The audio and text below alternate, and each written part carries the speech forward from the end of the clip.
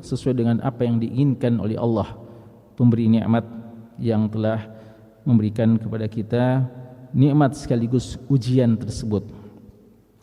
Namun yang kami mau katakan sebenarnya bahwa nikmat bertemu dengan bulan Januari 2026 tahun baru itu tidak seberapa besar dibandingkan nikmat bertemu dengan bulan Rajab, ya, bulan yang kita berada saat sekarang ini. Ya, kita berada di bulan Rajab ini sebenarnya yang patut disyukuri, karena sekadar Januarinya tidak ada keutamaan khusus. Namun Rajab adalah salah satu bulan dari bulan-bulan haram yang merupakan bulan-bulan yang terhormat, bulan yang agung, bulan yang mulia. Maka ketika kita berada padanya, kita patut bersyukur karena kita masih diberikan kesempatan untuk mendulang sekian banyak pahala-pahala yang disiapkan. Walaupun tidak ada ibadah khusus di bulan ini, tapi ibadah-ibadah yang kita lakukan insyaallah berlipat ganda pahalanya.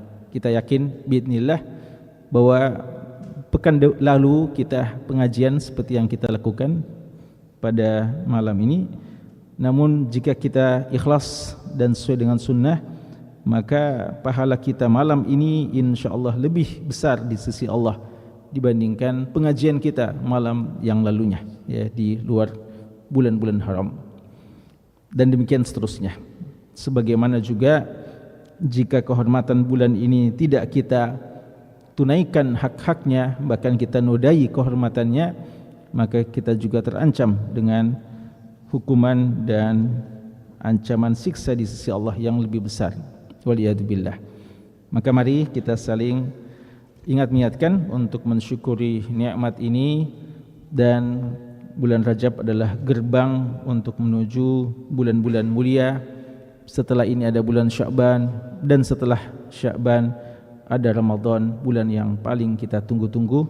Semoga Allah memberkahi kita di bulan Rajab ini dan memberkahi kita juga di bulan Sya'ban, dan memperjumpakan kita dengan bulan Ramadan dalam keadaan yang sebaik-baiknya, dan kita mampu untuk melaksanakan qiyam dan siyam imanan wahtisaba. Jamaah sekalian, pada kesempatan kita yang lalu, malam Sabtu yang lalu, kita sudah membaca tentang nasab Nabi kita sallallahu alaihi wasallam, ya. Jadi perlu diingatkan, kajian kita malam Sabtu ini adalah pembacaan kitab Nafhatu Abir min Siratil Bashiri An-Nadhir sallallahu alaihi wasallam. Kitab semerbak wangi sirah sang Nabi, karya dari Syekh Dr. Yahya bin Ibrahim Al-Yahya hafizahullahu ta'ala. Kita sudah membaca pertemuan kita yang lalu nasab dari Nabi kita sallallahu alaihi wasallam, dan juga kita sudah membaca dan membahas tentang seputar kelahiran Nabi kita sallallahu alaihi wasallam. Dan terakhir pembahasan kita pekan lalu adalah bagaimana Allah Subhanahu wa taala menjaga nabinya sallallahu alaihi wasallam sejak kecil. Bahkan ada peristiwa yang sangat menakjubkan, yaitu pembelahan dadah beliau dan dihilangkan bagian-bagian hitam dari tubuh beliau, dalam artian dari dada beliau atau dalam tubuh beliau yang dikatakan sebagai hazus syaitan, ya, bagian dari syaitan. Dan terakhir kita bahas atau kita baca bahwa Anas bin Malik radhiyallahu anhu ketika beliau membersamai Nabi sallallahu alaihi wasallam di kota Madinah sampai menjelang wafat beliau masih bisa melihat bekas tanda jahit, ya, dari dada Nabi kita sallallahu alaihi wasallam sebagai bukti kebenaran mukjizat ini, terbelahnya atau dibelahnya dada beliau oleh malaikat. Kita akan lanjutkan insyaallah pada malam hari ini beberapa bab, ya, sesuai dengan waktu yang tersedia. Ya.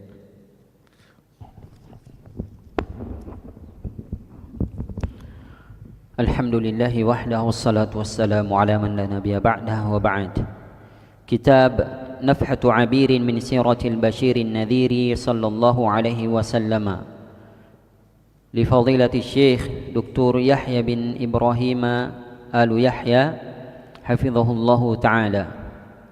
قال حفظه الله تعالى: كفالته صلى الله عليه وسلم بعد وفاة والدته. من عناية أمه به صلى الله عليه وسلم أنها خرجت به إلى أخواله في المدينة تزيره إياهم، والمراد بهم أخوال جده، فإن أم عبد المطلب من بني النجار واسمها سلمى. روى ابن سعد عن ابن عباس رضي الله عنهما قال: كان رسول الله صلى الله عليه وسلم مع أمه آمنة بنت وهب، فلما بلغ 6 سنين خرجت به إلى أخواله بني عدي ابن النجار تزورهم به، ومعه أم أيمن رضي الله تعالى عنها تحضنه، وهم على بعيرين، فنزلت به في دار النابغة فأقامت به عندهم شهرا. وكان رسول الله صلى الله عليه وسلم يذكر أمورا كانت في مقامه ذلك. ولما نظر أطم بني عدي ابن النجار عرفه فقال: كنت ألاعب أنيسة جارية من الأنصار على هذا الأطم، وكنت مع الغلمان من أخوالي نطير طائرا كان يقع عليه. وقد ماتت أمه بالأبواء بين مكة والمدينة بعد زيارة أخواله وعمره 6 سنوات، وكفله جده عبد المطلب فأحسن كفالته. Ya.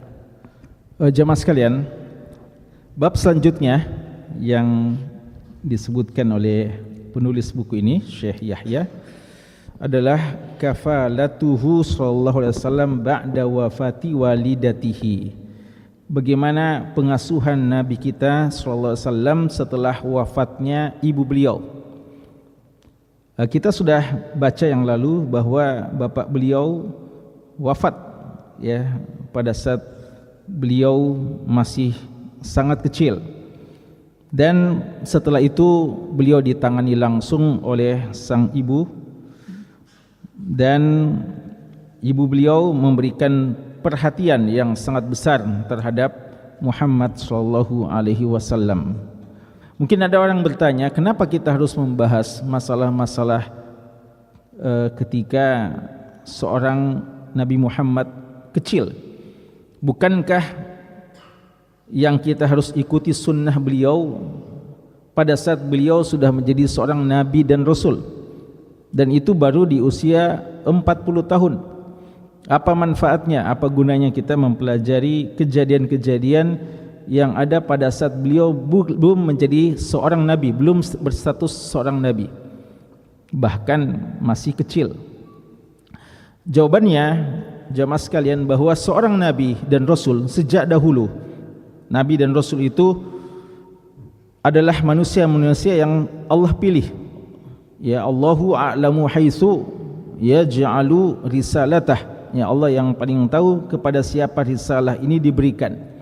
Dan itu bukan kebetulan, melalui proses Allah menanti dan menunggu dan akhirnya melihat inilah yang pantas untuk menjadi seorang nabi dan rasul. Allah Maha tahu. Maka proses pemilihan ini sejak asal, sejak awal, bahkan sejak kecil terjaga pada nabi dan rasul. Maka tidak ada nabi dan rasul itu dikatakan seorang yang dahulu memiliki sejarah yang gelap ya, atau latar belakang yang kurang bagus, dulunya begini dan akhirnya insaf ya, tobat dan seterusnya. Tidak, mereka adalah manusia-manusia yang terjaga sejak dahulu. Maksum, kemaksuman mereka itu telah terjaga sejak dahulu. Oleh karenanya tidak sedikit ulama kita ketika mendefinisikan sunnah, mereka mengatakan ma usira anin nabi sallallahu alaihi wasallam min qaulin aw fi'lin aw taqririn aw wasfin khuluqiyan kana aw khalqiya qabla al-bi'sati wa ba'daha au ba'dal bi'sati wa qablaha. Tidak sedikit ulama kita ketika mendefinisikan sunnah atau hadis, mereka mengatakan sunnah atau hadis itu adalah apa saja yang diriwayatkan dari Nabi sallallahu alaihi wasallam berupa sabda beliau, berupa perbuatan beliau, takrir beliau, diamnya terhadap satu perkataan atau satu perbuatan yang beliau dengarkan atau beliau saksikan sebagai tanda persetujuan ketika beliau diam, atau sifat jasad beliau, atau sifat akhlak beliau, itu semua sunnah. Bahkan mereka mengatakan sawaun akana ba'dal bi'sa au qablaha, baik itu yang terjadi setelah diutusnya maupun sebelum diutusnya.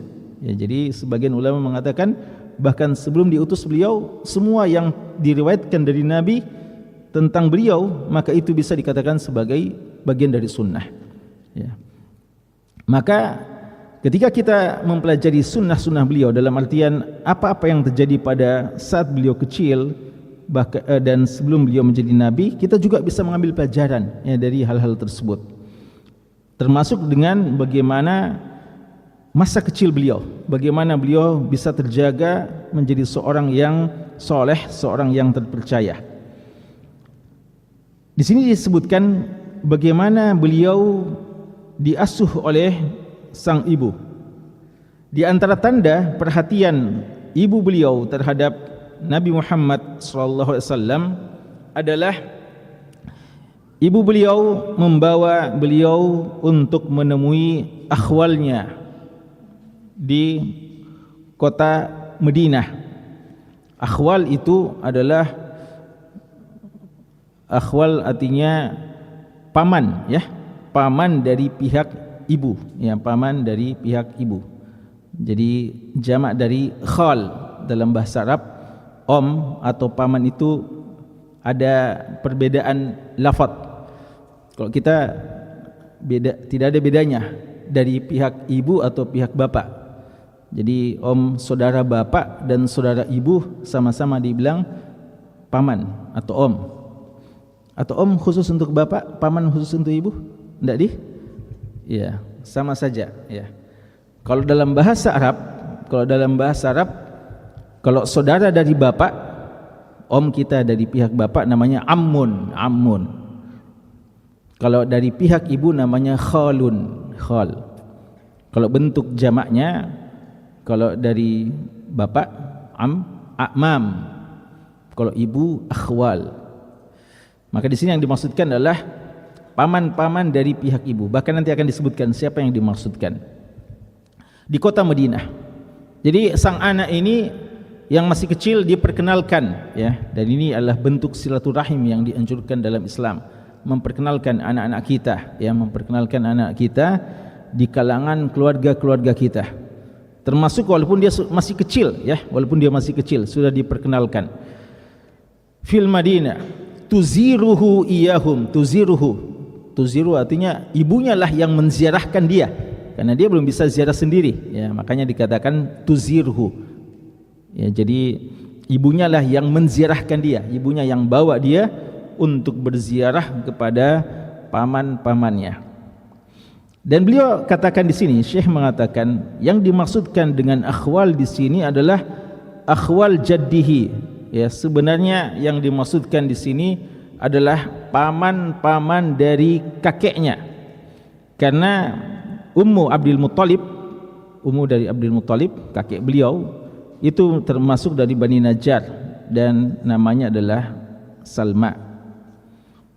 Ada riwayat yang disebutkan oleh Syekh dari Tabaqat Ibnu Sa'ad, dari Muhammad bin Sa'ad dalam Tabaqat beliau, dari sahabat yang mulia Abdullah bin Abbas radhiyallahu anhuma qala, beliau mengatakan, kana Rasulullah sallallahu alaihi wasallam ma'a ummihi Aminah binti Wahab. Adalah Rasulullah sallallahu alaihi wasallam bersama dengan ibu beliau namanya Aminah bintu Wahab. Dihafal ini, ya. Ini hafalan yang harus ini, ya, kita hafal. Kalau bapak beliau siapa namanya? Abdullah bin Abdul Muttalib, ya. Ini hafalan anak-anak TK kita ya. Dan kita juga hafal. Ya, bapak beliau Abdullah bin Abdul Muttalib dan ibu beliau Aminatu bintu Wahab. Falamma balagha sitta sinin, ya ketika usia beliau sudah 6 tahun, maka ibunya pergi menemui paman-pamannya dari Bani Adi bin Najjar tazuruhum bihi. Beliau menziarahi, ya ibunya menziarahi mereka bihi, dengan membawa, ya bihi maksudnya dengan membawa Nabi Muhammad sallallahu alaihi wasallam. Dan waktu itu ditemani oleh sang pengasuh yang salihah Ummu Aiman, ya Ummu Aiman, yang juga seperti kita baca dalam pertemuan yang lalu, beliau juga adalah ibu susu beliau, ya. Ummu Aiman yang merupakan istri dari siapa lagi? Zaid bin Harithah, ya, ibu dari Usamah bin Zaid radhiyallahu anhum jami'an. Jadi Ummu Aiman menemani waktu itu, ya, mengasuh, merawat, dan mereka naik 2 unta, ya, naik 2 unta. Wahum ala ba'irain. Mereka singgah di satu tempat di Dar An-Nabirah. Maka mereka tinggal di sana selama sebulan lamanya. Ya, mereka bermukim selama sebulan di Dar An-Nabirah. Dan adalah waktu itu Rasulullah sallallahu alaihi wasallam masih mengingat, ya. Jadi beliau mengingat kejadian-kejadian waktu itu usia 6 tahun. Ya, kalau kejadian-kejadian 6 tahunan, usia kita 6 tahun memang sudah bisa diingat, ya. Artinya kita saja ingat, ya, apalagi seperti beliau umur 6 tahun. Yang biasa peristiwa apa yang kita tidak ingat? Peristiwa umur 6 bulan mungkin, ya. Waktu kita masih 6 bulan, ya. Atau ketika kita masih di kandungan. Kalau 6 tahun sudah diingat. Beliau bilang mengingat beberapa hal ketika beliau tinggal di sana, fi muqamihi dzalik. Maka ketika Nabi kita bangunan tinggi, ya, dan dulu biasa juga digunakan biasa seperti benteng-benteng, ya, dari beliau ingat, ya. Jadi ketika beliau datang lagi, bilang ini dulu yang saya pernah datangi waktu kecil, ya. Kuntu ulaibu Anisah jariyah, ya, minal ansar. Jadi beliau bilang saya pernah waktu masih kecil itu main-main dengan budak perempuan dari kalangan Ansar di Utum ini, ya, di bangunan tinggi tersebut. Dan waktu itu juga ada anak-anak kecil dari paman saya, tutiru ta'ira, yang bermain-main dengan burungnya, kana yaqau alaihi, yang jatuh lalu diangkat lagi untuk dibiarkan untuk terbang. Itu kisah yang sempat rekam yang disebutkan oleh Syekh. Kemudian pada saat pulang, ya, ibu beliau di Abwa, yaitu kota atau daerah antara Makkah dan Madinah, setelah ziarah itu, dan waktu itu usianya masih 6 tahun. Jadi karena cuma sekitar sebulan beliau mengadakan ziarah itu, di waktu yang sama pada saat perjalanan pulang ibu beliau wafat, dan sejak itu beliau diasuh. Inilah judul babnya, ya. Beliau diasuh langsung oleh sang kakek, yaitu Abdul Muttalib, dan Abdul Muttalib juga menunaikan amanah ini dengan sebaik-baiknya, ya.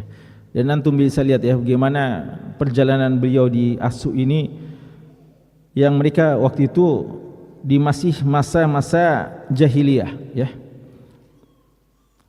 Dan ini bukan satu hal yang mengherankan, karena ada nabi seperti beliau, Nabi Musa alaihissalam. Siapa yang asuh waktu kecil? Fir'aun, bahkan, ya, Fir'aun yang mengasuhnya. Sehingga, ya, tapi Allah mampu menjaga, ya, mereka itu walaupun dalam kondisi yang mungkin tidak terlalu ideal, tapi mereka bisa memperlakukan sang calon nabi ini dengan perlakuan yang sebaik-baiknya, ya.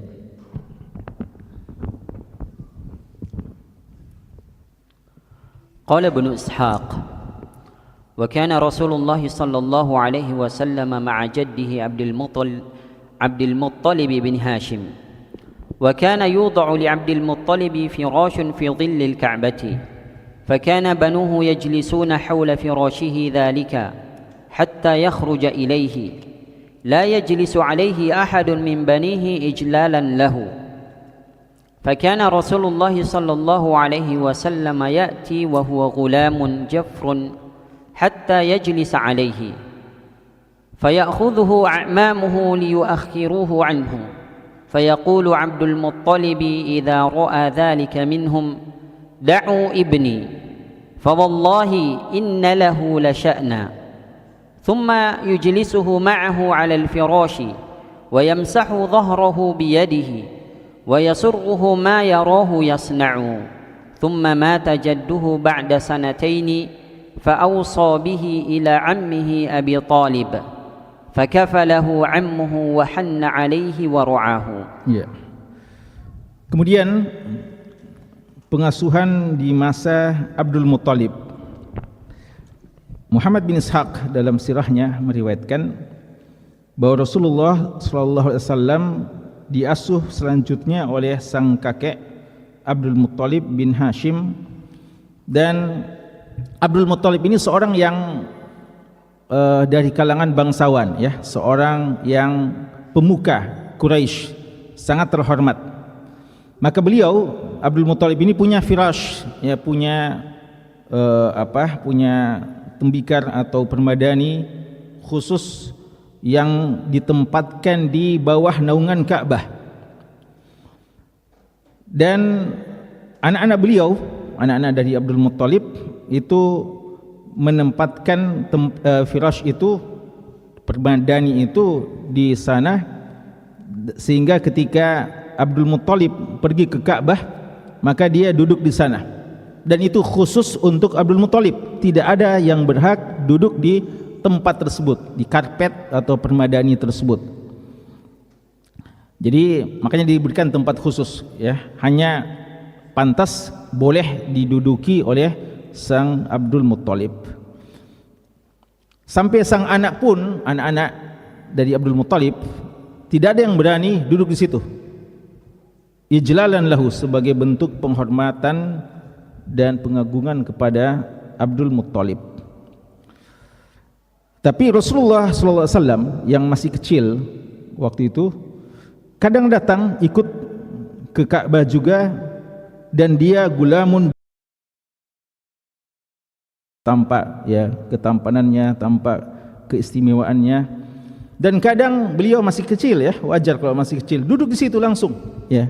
Dia tidak faham ini karpet khusus untuk sang kakek.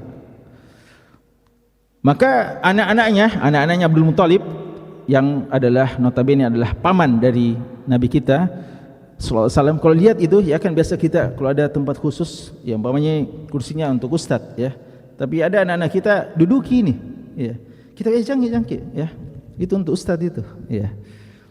Maka sang anak, ya, anak dari Abdul Muttalib yang notabene adalah paman dari Rasulullah, melihat Muhammad duduk di tempat itu, langsung mengambil, tarik, liyakhuduhu anhu. Tapi bagaimana tanggapan dari Abdul Muttalib? Beliau bilang, da'u ibni, biarkan anakku itu. Ya, jadi cucu kita itu adalah anak kita juga, ya, cucu adalah anak kita juga. Dalam Islam, anak itu anak, ya, turun ke bawah, sebagaimana bapak juga naik ke atas, ya, bapak, kakek dan seterusnya. Biarkan anakku itu. Ya, ini biasa ada kecemburuan, ya, biasa bilang anaknya, ya, cucu lebih disayang daripada kita anak-anak, ya. Da'u ibni, biarkan dia, artinya cucuku. Fa wallahi, ini Abdul Muttalib sudah ada firasatnya, ya. Demi Allah, inna lahu la sya'na, dia memiliki sya'na, dia memiliki nanti kelak dia memiliki kedudukan yang khusus. Summa yujlisuhu ma'ahu alal firash, bahkan Abdul Muttalib yang menempatkan Rasulullah di atas karpet atau permadani tersebut. wa yamsahu dhahrahu biyadihi, dan pegang-pegang pundaknya, diusap-usap pundaknya, wa yasurruhuma, ya, dan beliau sangat senang melihat apa yang dilakukan oleh sang anak itu, Rasulullah. Dan ya, itu satu contoh, ya, satu bentuk atau tanda bagaimana cintanya Abdul Muttalib kepada Rasulullah. Namun Allah takdirkan kebersamaan beliau di bawah asuhan Abdul Muttalib itu cuma sekitar 2 tahun saja. Setelah 2 tahun Abdul Muttalib wafat, dan dia mewasiatkan kepada anaknya, yaitu paman dari Rasulullah, Abu Talib. Dan ini tentu saja pilihan yang tepat, ya. Tentu saja semua inilah taufik dari Allah Subhanahu wa taala. Dipilihlah Abu Talib untuk menjadi kafil, pengasuh, penjamin dari Nabi kita sallallahu alaihi wasallam, dan beliau pun sangat sayang dan melaksanakan amanah ini dengan sebaik-baiknya. Ya.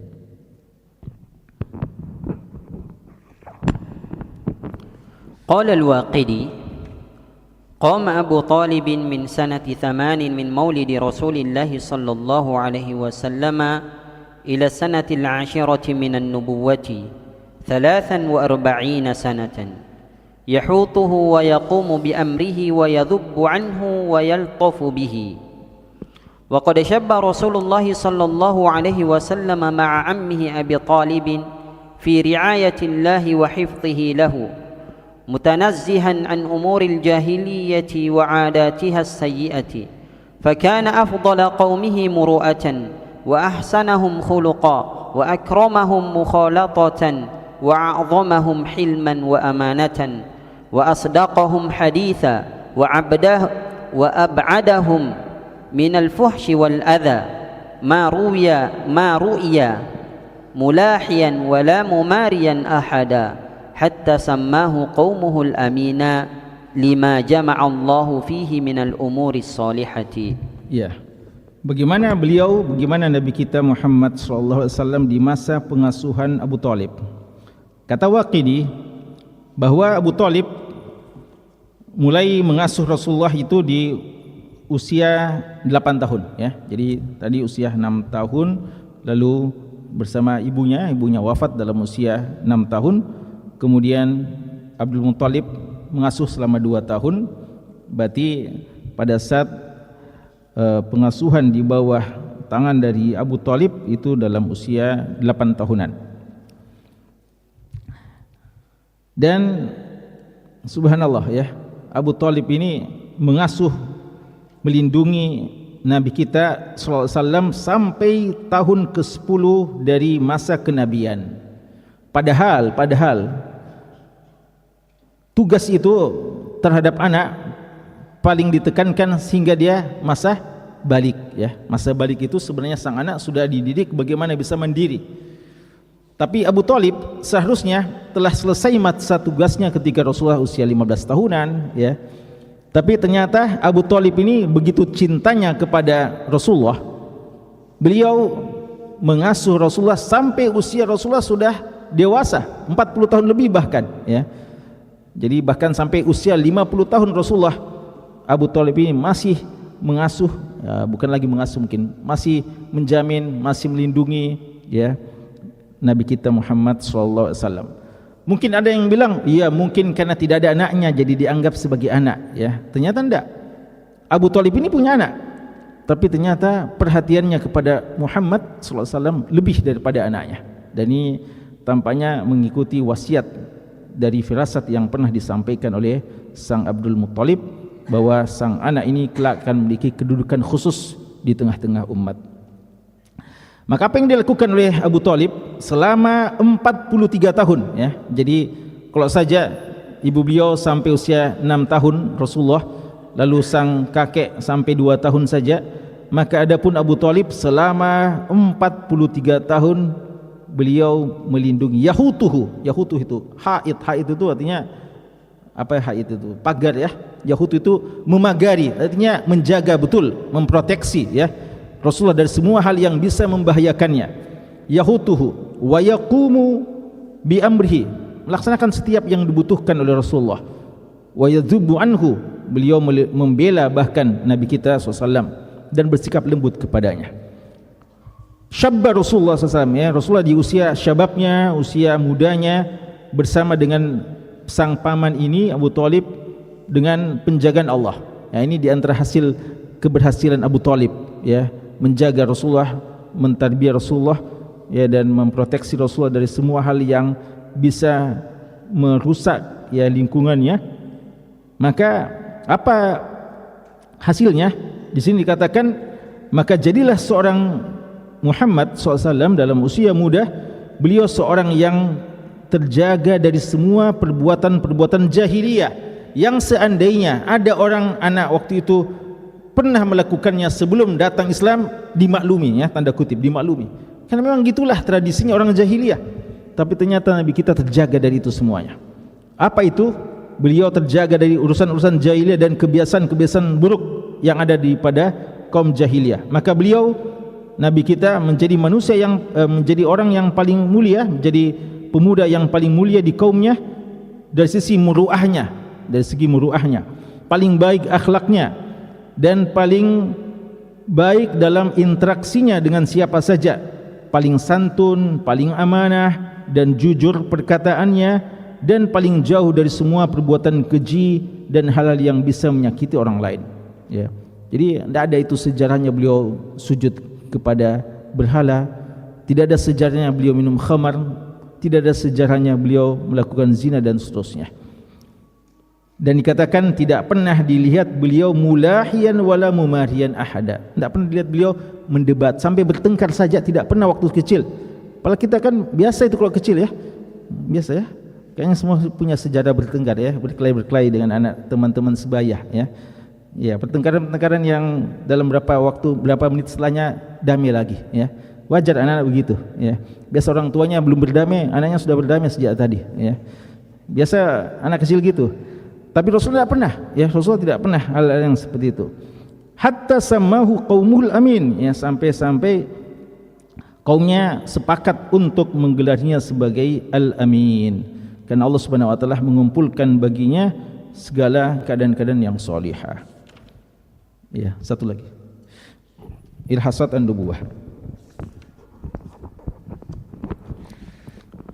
Qala Syekh hafizahullah ta'ala, irhasat an-nubuwati waqa'at hawadith gharibatun qabila bi'tsati an-nabiy sallallahu alaihi wasallam. كانت إرهاصات على قرب زمان مبعثه صلى الله عليه وسلم، منها تسليم الحجر. عن جابر بن سمرة رضي الله عنه قال قال رسول الله صلى الله عليه وسلم إني لأعرف حجرا بمكة كان يسلم علي قبل أن أبعث، إني لأعرفه الآن. الرؤيا الصادقة وهي أنه صلى الله عليه وسلم كان يرى الرؤيا فتقع كما رآها. روت عائشة رضي الله عنها أن أول ما بدي به رسول الله صلى الله عليه وسلم من الوحي الرؤيا الصادقة، فكان لا يرى رؤيا إلا جاءت مثل فلق الصبح، العزلة والتحنث. لقد حبب إليه الخلوة فكان يخرج إلى غار حراء فيتحنث فيه وهو التعبد الليالي ذوات العدد كما في الصحيحين. Ya. Kemudian bab selanjutnya, irhasat an-nubuwah, tanda-tanda kenabian. Ini belum dikatakan mukjizat, ya, tanda-tanda. Ini cikal bakal kenabian, tanda-tanda bahwa dia kelak menjadi nabi. Karena biasanya disebut mukjizat itu atau ayat itu kalau sudah menjadi nabi, ya. Ini sebelum jadi nabi, sejak kecil atau dalam usia muda atau menjelang kenabiannya, ada berapa tanda-tanda yang akhirnya menjadi bukti bahwa memang beliau sudah dipersiapkan oleh Allah untuk menjadi seorang nabi dan rasul. Apa itu? Syekh mengatakan, dan sini Syekh menyebutkan cuma 3.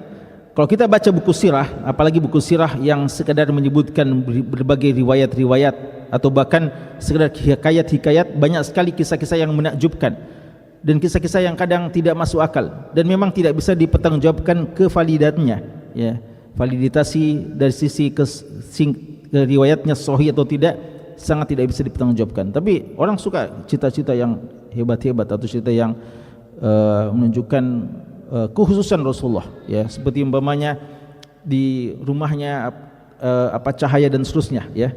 Syekh menyebutkan riwayat yang bisa dipertanggungjawabkan. 3 saja beliau sebutkan, ya. Walaupun mungkin masih ada beberapa riwayat yang bisa juga dipertanggungjawabkan.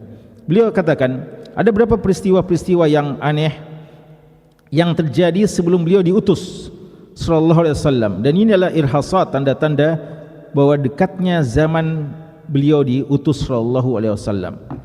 Apa itu? Pertama, taslimul hajar. Beliau diucapkan salam, ya, disapa oleh hajar, oleh batu. Diriwayatkan oleh Imam Muslim dari Jabir bin Samurah radhiyallahu anhu, beliau mengatakan Rasulullah sallallahu alaihi wasallam bersabda, inni la'arifu hajaran bi Makkah. Sungguh saya tahu di Mekah ada batu. Kana yusallimu alayya qabla an ub'ats. Batu itu ucapkan salam kepada saya sebelum saya diutus, ya. Inni la'arifuhu al-an, dan saya sekarang masih tahu yang mana itu batunya, ya. Jadi beliau, batu pun ucapkan salam kepada beliau. Nanti ada pelajaran dari sini, ya. Ini tanda, ya. Tapi hati-hati, ya. Mungkin ada orang mengklaim, oh, ada juga, saya juga pernah, kayaknya ada yang batu, ya. Hati-hati, ya. Banyak juga suka mau ngaku-ngaku nabi, ya. Atau suka ngaku-ngaku wali, ya. Saya juga ada batu yang bahkan bukan cuma batu, pohon juga.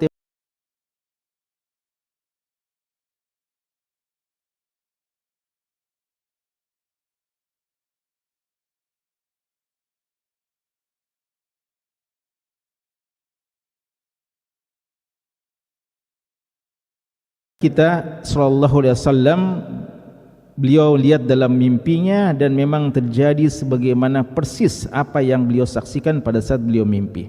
Aisyah radhiyallahu anha meriwayatkan, dan hadisnya ya dalam Bukhari, ini dalam kitab Permulaan Wahyu, bahwa awal kali Nabi kita sallallahu alaihi wasallam mendapatkan wahyu itu dimulai dengan mimpi yang betul, mimpi yang benar.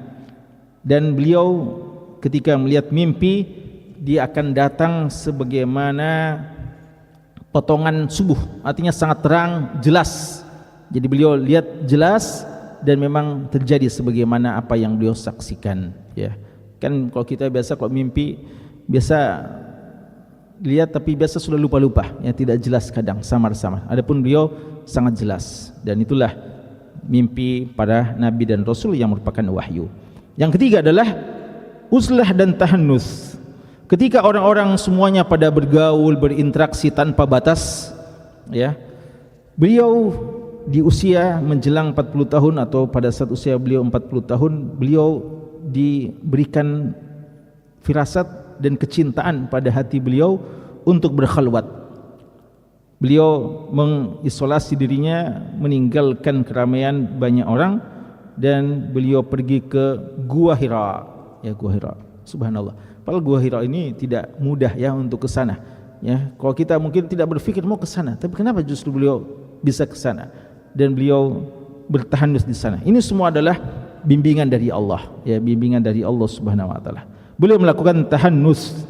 Apa itu tahannus? At-ta'abbud al-layali zawatil adat, yaitu beribadah. Tujuannya adalah beribadah di malam-malam, di beberapa malam sebagaimana disebutkan dalam hadis Bukhari dan Muslim. Apa pelajaran dari tanda-tanda kenabian ini? Ada 3 poin. Ya, fadhal. Ad-durus wal ibar. Awalan, fi taslim al-hajar ala Nabi sallallahu alaihi wasallam tahni'atan lahu li talaqqi al-wahyi al-ilahi. Ya. Ada 3 pelajaran yang disebutkan oleh Syekh dari tanda-tanda kenabian ini. Pertama, ucapan salam dari sang batu kepada Nabi sallallahu alaihi wasallam. Inilah persiapan bahwa beliau akan talaqi wahyu, beliau akan menerima wahyu. Jadi beliau sudah disapa sejak awal oleh makhluk-makhluk Allah, bahkan batu-batu. Ini sebagai tanda-tanda bahwa beliau akan menerima wahyu yang datang dari Allah Subhanahu wa taala. Thaniyan, رؤيا الأنبياء وحي وأما الرؤيا الصالحة من غيرهم فمبشرات وأصدق الناس رؤيا أصدقهم حديثا. Kemudian pelajaran kedua, Syekh mengatakan bahwa mimpi bagi para nabi adalah wahyu. Mimpi bagi nabi adalah wahyu. Adapun mimpi yang baik yang kita saksikan selain nabi ya. Jadi kan ada mimpi kita mimpi baik ya, mimpi baik, ada mimpi bunga tidur juga, dan ada mimpi yang buruk. Itu 3 kemungkinan mimpi. Mimpi-mimpi yang baik bagi selain nabi dan rasul itu adalah mubasyirat, kabar-kabar gembira ya, bahwasanya insyaallah akan terjadi ya apa yang kita harapkan. Dan ini dalam hadis disebutkan orang yang paling benar mimpinya adalah yang paling jujur perkataannya. Jadi kalau kita pembohong, suka dusta, lalu mimpi, jangan percaya mimpi kita itu, karena kita pembohong ya. Orang yang paling benar mimpinya itu orang yang paling jujur perkataannya ya. Jadi orang yang jujur perkataannya itu akan melihat juga di alam tidur ya. Alam apa itu alam tidur? Alam tidur ya. Bawah sadar. Alam bawah sadar. Alam bawah sadar ya, alam bawah sadar ya. Jadi dia akan menyaksikan itu ya. Itu sebagai muqaddimah. Nanti dia akan betul ya. Jadi al-jaza'u min jinsil amal. Sebagaimana orang kalau dia suka bohong ya, maka tidak sesuai dengan kenyataannya, maka demikian pula kualitas mimpi kita. Ya.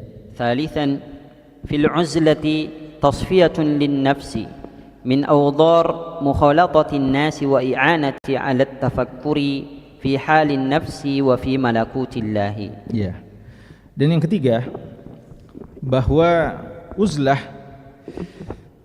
adalah tasfiyatun linafs. Uzlah beliau adalah sebagai upaya untuk mensucikan dirinya dari interaksi dengan banyak orang yang bisa mengotori hatinya ya, dan membantu untuk bisa memiliki pikiran yang jernih, yang cemerlang, dan itu semuanya bermanfaat untuk membentuk kepribadian beliau ya.